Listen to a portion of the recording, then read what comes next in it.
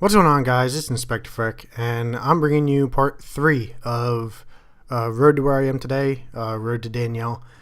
And as I said last time, today's episode is going to be about my next serious girlfriend, which was Crystal. Crystal was, I would say, my first real out-of-the-gate challenge. Not because she was difficult, but like we got along. Like, what was weird is me and her brother and I should say, her brother and I were both on. We played baseball together. We were both all county baseball players. He was a pitcher, I was a catcher. No gay shit, faggots. Geez, let me turn my shit down. I didn't actually even meet her through him. Their parents are divorced, and he lives with his dad, and she lives with her mom.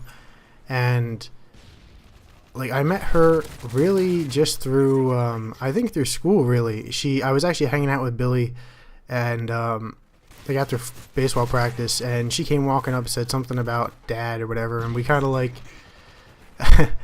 I don't want to sound cocky, but like, I have this little move when I find a girl attractive and I want to try to get her, like, my first move kind of thing is like, give her this look to see it and see how she reacts to it, like this sexy kind of look, and see how she reacts. And I gave her the look, and she was pretty down. I made a fucking mistake there.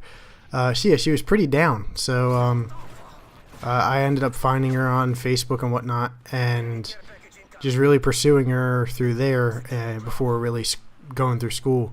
And how does he get the beat on me before he even sees me? But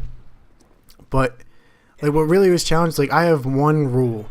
It's always been, and it's simply because of like I've seen family members die. Like, I have a grandmother I've never met. I never got an opportunity to meet, I should say, because she died of lung cancer when I was very young due to smoking and everything. And my dad used to smoke. He stopped when I was on the way. My mom, I don't think, smoked, but all my mom's family all smoked. They have respiratory problems because of it. It's one thing is, like, I do not want to, like, if I'm like, I always looked at every girlfriend as triple kill. I always looked at every girlfriend as a possible like having a real possible future with them. So, like, I don't want to be without them or losing them at a certain point in, like, if we happen to be serious, I don't want to end up losing them, before I'm ready to lose them because of one of their stupid decisions when they were young, or, a stupid habit they got into. So I've always had this rule, if you're going to be with me, I don't care if you smoke beforehand or after me, but while you're with me, you're not going to smoke. It's not marijuana. It's really cigarettes. You're not going to smoke cigarettes if you're with me. I'm sorry. And it might sound controlling or whatever to some people, but like I said, it's one of those things that, like I said, I looked at every relationship like it could be the one, and I didn't want to lose that one because of a stupid fucking habit. So she went into there smoking. She was also a girl that, before me, had never been with a white guy. She was white also, but she was always with black guys before. And like, I looked at that as a challenge, simply because of the stereotypes of a black guy, him being fucking huge and whatever. And I looked at that as, like I said, she was mainly a challenge kind of thing. And like, see if I can really deal with a girl who's, because she was down. She wasn't, like, not down to fuck me. She was, but like, she went into the relationship full head of steam. She wasn't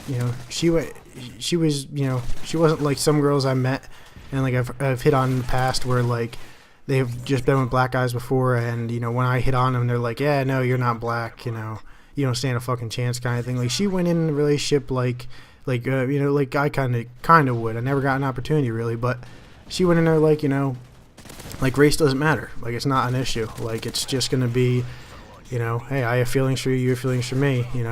I'm down to make this shit work and do what I have to. and it started out as a very good relationship. She stopped smoking. She was really good to me. I was really good to her, and you know, I ended up debunking, I guess, a stereotype, or I guess bottom line, sexually. Since I know some of you people are wondering, sexually, I ended up proving to be better than the black guys she had been with at that point. Which I don't know what much that is saying. Whether they be, who the hell is throwing shit? Whether they be just incompetent or me being overcompetent. But ballistic vest, and I still get mowed down. But it ended up working out good. But somewhere in between, it was right around Christmas time. I had to go. Every Christmas I used to go to my family's in North Jersey, and I would leave. And I come from an Italian family, and it's not really a custom. If you haven't been dating someone for a long time, you don't bring them to like a family thing without establishing to your family. How did I miss that guy? Without establishing to your family that you're serious with them. So I couldn't really bring her with me, and she got kind of paranoid, and she kind of that was the first time of her being like stressed. Like everyone gets stressed out around the holidays. That was the first time, especially what it turned out with her would be, especially because she she has two separate parents. They were fighting over who gets to see who during Christmas time, all that kind of stuff, and it was a stressful time for her. But me going away, I guess, was too much. I went away, and she ended up smoking, and I told her, I have limits.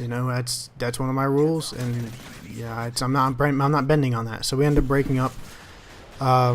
We ended up getting back together shortly after. She said she would quit for real this time, and we stayed together for a while again. Then it just really turned to be like her own free will wasn't like she didn't have enough free will, or I used to say self-control to really take a hold of the situation and control it. She just, every time she got stressed out, it was like, I know I have other things going for me, but I know if I just wait half an hour or take a nap, everything's be fine. But she was just like, no, fuck it, I'm gonna light a cigarette. And the main thing I took out of that is I always, before then, I had standards I will not have anyone be smoking or putting themselves in danger deliberately. I can't, if, like I said, I take every relationship serious. I'm not going to be dating someone that's going to deliberately put themselves or me in danger. So that was really my first test of seeing how well I can keep to my standards, really. And I think it did a pretty good job. She was we were really good friends. A lot of I mentioned this before. Every relationship I get into, every relationship my standards were, we're friends first and lovers second. So the connection was there as a friend, and we ended up staying friends, even actually being hookup buddies for a while. Actually pretty much through the end of high school. That happened towards really much of my senior year. We were on and off. But almost all senior year, we ended up just being really hookup buddies. We hooked up a whole lot, real friends with benefits kind of thing, and it was fun. We didn't really abuse each other, not abuse physically, but we abused the benefits card. We hung out a lot as friends, and when both of us had wants or needs, we took care of them.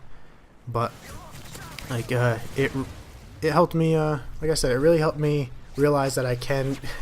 Damn it! How did I not hit that knife? It really helped me realize that I can stick to those, no matter how well a relationship is otherwise. And it really made me. It helped me. And I know it sounds kind of stupid. It may not mean much, but it was actually one of my. I think next to Jody, that first one, I learned that was the most, I guess, productive in hindsight relationship. Out of the three of them, really. Besides Jody, that was the most productive. Like I said, really, because it showed me that I can, I can have standards, and I can keep to them no matter what, no matter how good things are. But anyway, guys, I know I'm gonna have to wrap it up here pretty soon. Don't mind the noise in the back; it's my heater kicking on.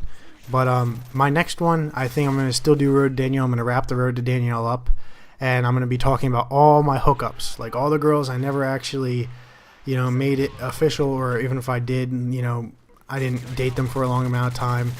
I'm gonna go through as quick as possible the girls in high school, not by name because that'd be a little fucked up, and I'm sure not a lot of them would like that. But I'm gonna go through them, and then I'm gonna go through the 2 months roughly of hookups before I came to Danielle, which that was one hell of a wild ride. You guys are gonna love those stories, but I might end up having to make that two parts. But anyway, guys, that was Road to Danielle.